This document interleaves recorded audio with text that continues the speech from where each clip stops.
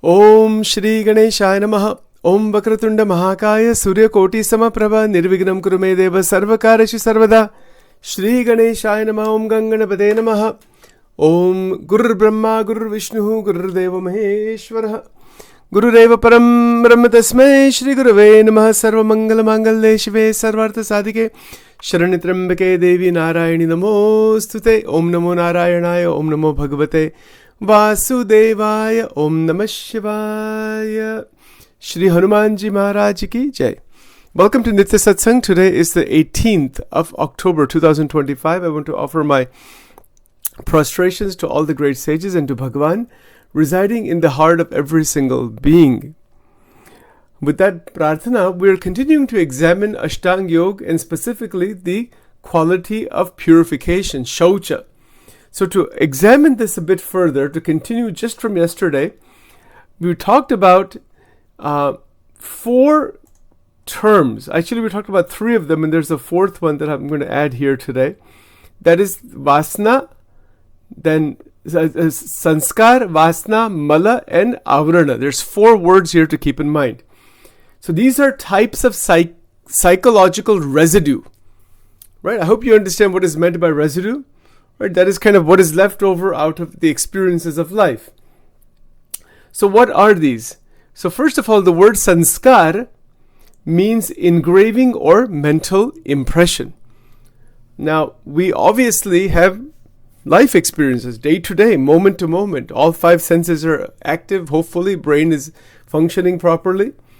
So there is going to be experience. And from that experience, in the Sanskrit language, there is this concept of sanskar. That literally means that which has been formed or an impression has been made. In yoga psychology, it refers to the subtle imprints left on the mind by every thought, emotion, and action. For example, if we watch a movie at a movie theater, we have the memory of that to some extent of that movie, but there is an impression, there is a qualitative bhav, feeling, impression, certain type of an internal imprint is left. It's very subtle, and it's very difficult to even describe what that is exactly, because it has to do with emotions, it has to do with our memories, it has to do with our experience of that event. That experience is recorded, but it is also imprinted. And because it is imprinted, it remains within us, and it is part of the engraving process of the neural pathways. The pathways inside the brain are formed by experience. So the neural paths are engraved that really can create biased interpretation and behavior. It's very interesting because we have a whole structure of experience. Experience is not happening just like without any kind of an imprint. There's imprint, there is reflection on the experience, and then there is the engraving, there's the impressions. It's all stored within. And the Jivatma, this is the interesting part. The Jivatma, the Atma Chaitanyam, is rolling around, identified with those entire experiences held inside the Chitta, C-H-I-T-T or C-I-T-T-A, Chitta, which is the subconscious mind. So the memory traces that are going to be there, because the Jivatma is caught inside that entire mechanism, it gets caught in such a way that the memory traces distort present experience through emotional phenomena. So that the experiences, are day-to-day, moment-to-moment experiences, get distorted. They're not absolutely clear. What does that mean? I mean, why is that the case? What's the big deal about living life as it is? Why is it distorted? Well, that distortion is where there is clouding of vision, because our vision can open completely, clearly, when there is the infusion of Brahma Vidya. There is the infusion of Bhakti, the Jivan Mukta Sthiti. When we are in that state, there's no more distortion. Even though memories are there, sanskaras and all these traces, all these things can be there. But they do not distort anymore. So the yogic remedy is shaucha, purity, and svadhyaya, which we will talk about later. Observing the recurrence of patterns without repression.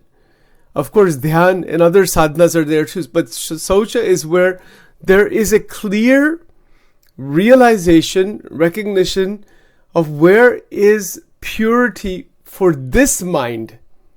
If I say I want to make my mind pure, I need to know the difference between what is impurity and purity. Right? So it's experience.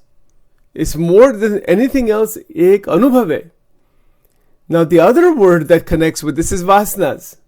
These are fragrances or latent tendencies. That's how the word vasana is thought about. It means lingering fragrance. It is a behavioral and karmic residue of accumulated impressions.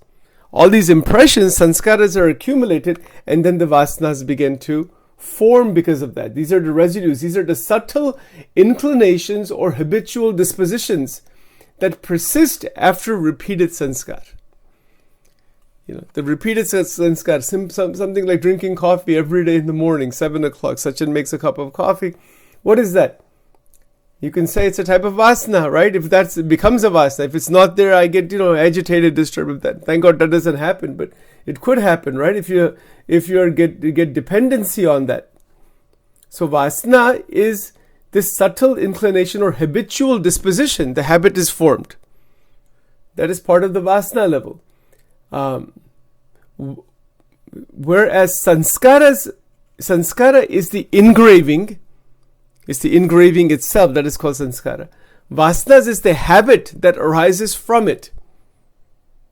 You see, so that this is why we are doing so many mantras and bhajans and all these ashtaks and everything every day online. And then people who come in person here also, we do puja and archan, we do havan, all that. Why we do all that? What is the purpose? Because of creating sanskaras that are shuddha, that they actually clean up the distortions that are already there, and they also resonate. They bring us in resonance with higher consciousness, better quality life, things like that. So this is a matter of awareness that my mind, what we call mind, is, from this Vedanta point of view, there are sanskaras, these are residues, psychological residues, and there are vasanas. So these vasanas function like psychic gravity. The deeper the impression, the stronger the pull towards repetition. That's why people are addicted to pornography, they're addicted to, to food, they're addicted to all kinds of things in life, right? Cigarettes and all, those are things that we understand. But people are sometimes addicted just to talking just nonsense things in life. Kuch karna hi nahi, with somebody, some few friends here and there. Vyarth, just arthheen baat, chalu, aisa sab, total waste of time.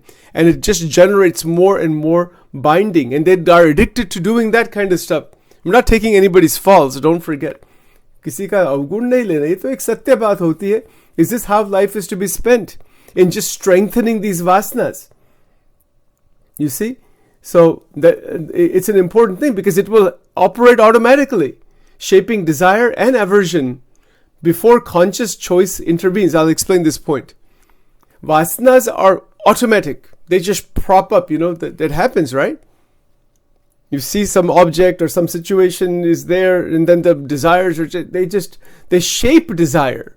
Just go the TEMDE, thought, emotion, memory, desire. We can use the word desire for vasana. Sometimes I use it interchangeably, but it's not really interchangeably to be used that way. Vasanas are the ingrained, conglomeration of sanskaras that have become strong, and then they shape the experience of desire. You see, so this is using this terminology back and forth. It's very interesting. In Sanskrit, we would say the word is vasna, without any doubt. That is the absolutely the correct word to be used. But then what about the actual desire? So now we have another word that is called ichha, right? So we have the word sanskar, that is the impressions. There's the engraving. Then we have the word vasanas.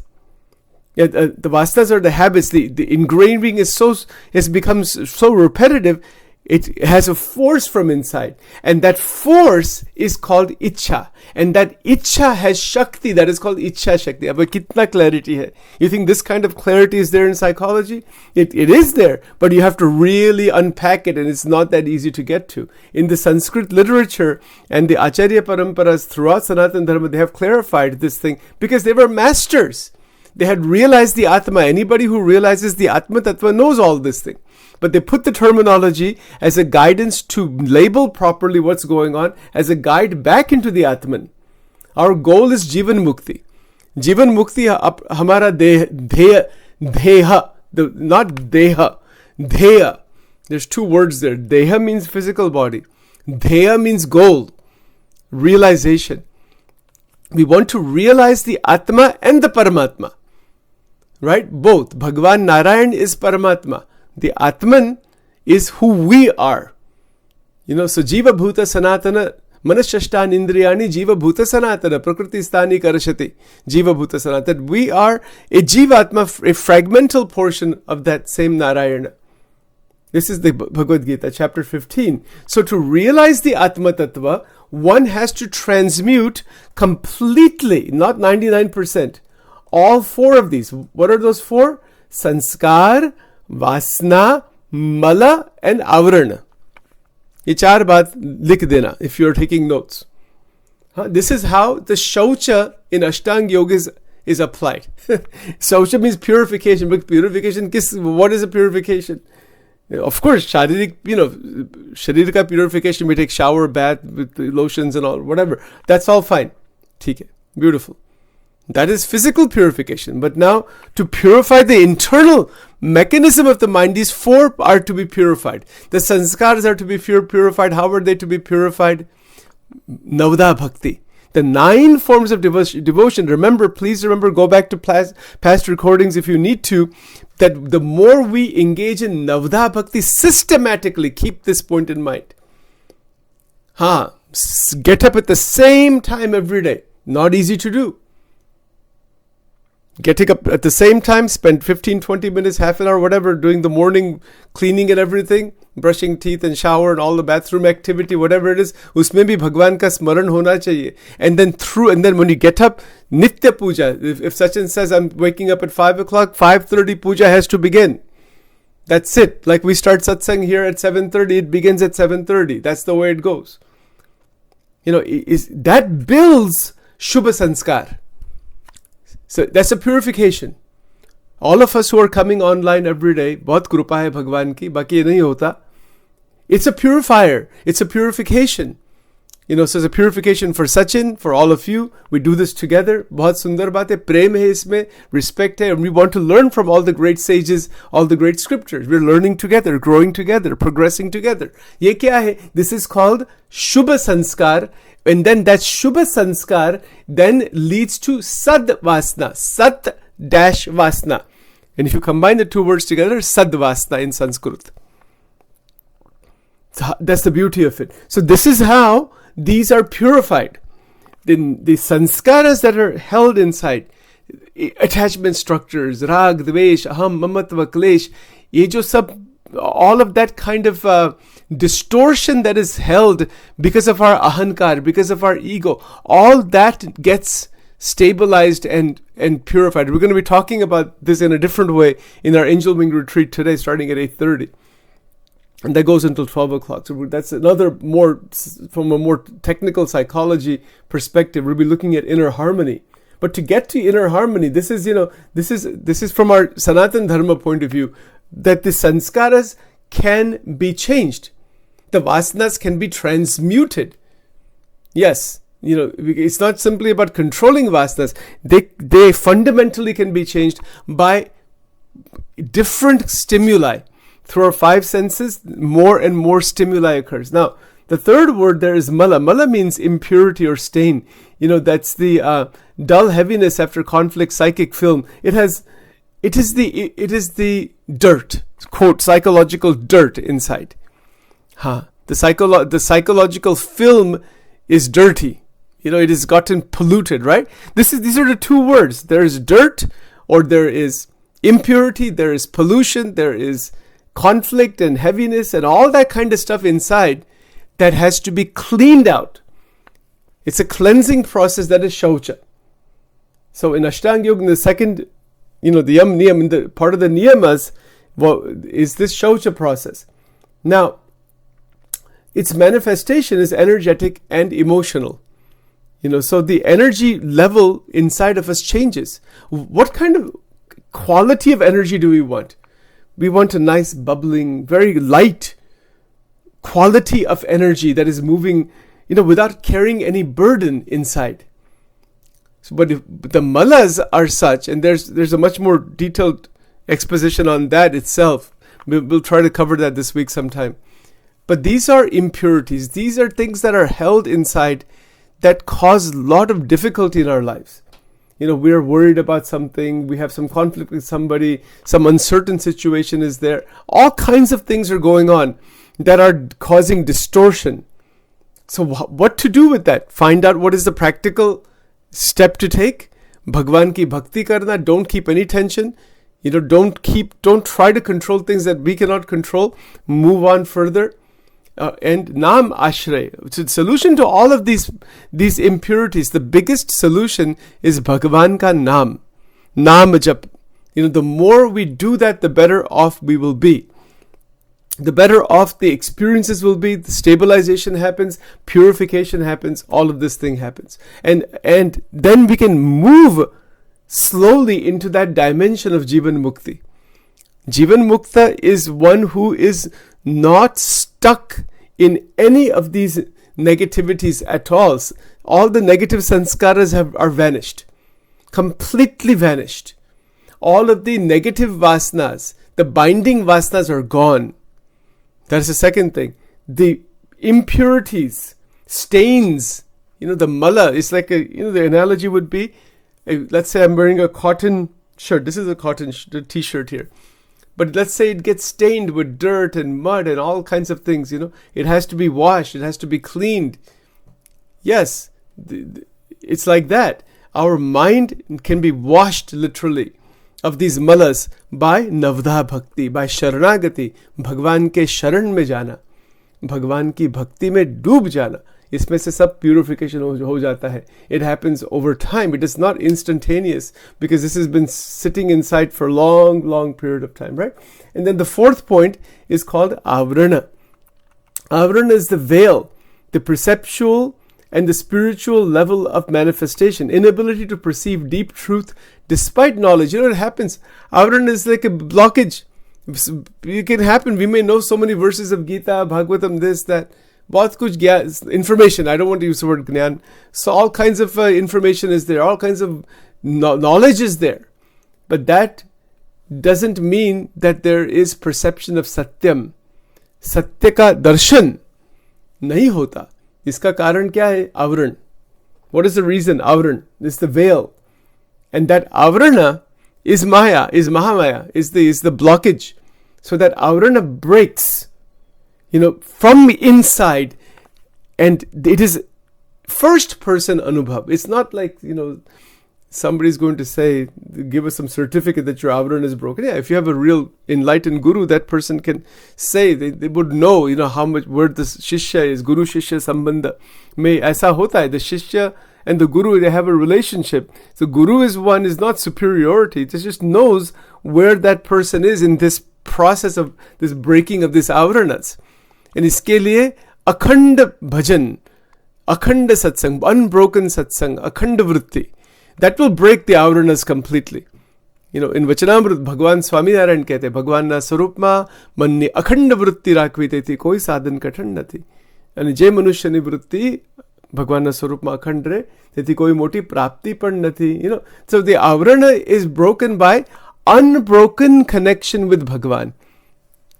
Adbhut baat. So that's a whole subject in itself, how that happens. But that is the goal. Ananya Chintan, Akhanda Vritti, Mai Avesha Mano Emam Nitya Yukta Upasate. It's a point, same point.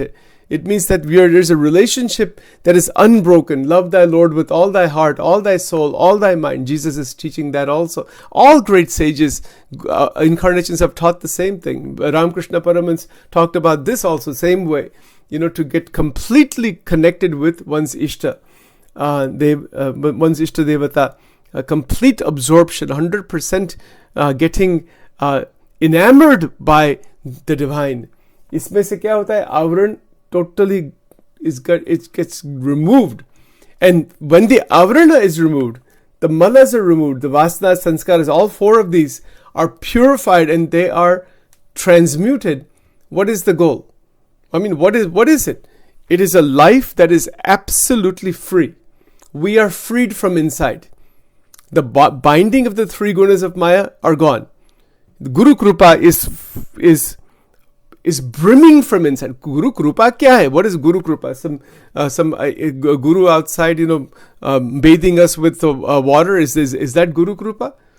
I mean, that's okay. People do those kinds of things. That's all good stuff. Koi problem nahi hai. But it's not external that much. It's an all internal phenomena. Guru Krupa is where the internal Avarana shatters. That is called Guru Krupa. Dhyana mulam gurur murti, mantra mulam gurur vakyam, puja mulam gurur padam, moksha mulam gurur krupa. Guru Krupa kya hai after all? Guru Krupa is always there on everybody. It's not like gurus are doing something special for few people as opposed to somebody else. That is not even a true guru if somebody is doing that. Guru is for everybody at all times, in all situations, for all beings, in every place. Guru Krupa to continuous hai. But can the shishya, can the individuals who are stuck inside Mahamaya recognize that Krupa? That's a matter of recognition. Itni hi baat hai. I have to stop here because we have to start the Angel Wing retreat in a few minutes here. I'll just do the closing mantra and then we'll pick it up tomorrow at 7:30 in the morning. That will continue our normal program as usual. I had to stop a little early today because in just 3 or 4 minutes we have to start the Angel Wing retreat. It is a different link. So you're all welcome to join that. I think you'll find it very interesting. It's on inner and outer harmony. It is going to have videos and audios and all kinds of fun stuff in there. Plus discussion, presentation, a conversation on similar to what we're talking about, but this is a little bit at a higher level. That's going to be at a little bit more foundational level. All right, so with that, Om Vakratunda Mahakaya Surya Koti Samaprabha Nirvignam Kuru Medeva Sarvakarshi Sarvada Om Ganganapate Namaha Shri Sadgurubhyo Namo Namo Aim Rim Klim Chamundaye Viche Om Om Radha Krishnaya Namo Namaha Om Shri Radhaye Namaha Om Shri Radhaye Namaha Om Shri Radhaye Namo Om Shri Radha Krishnaya Namo Namaha Om Hrim Swaha.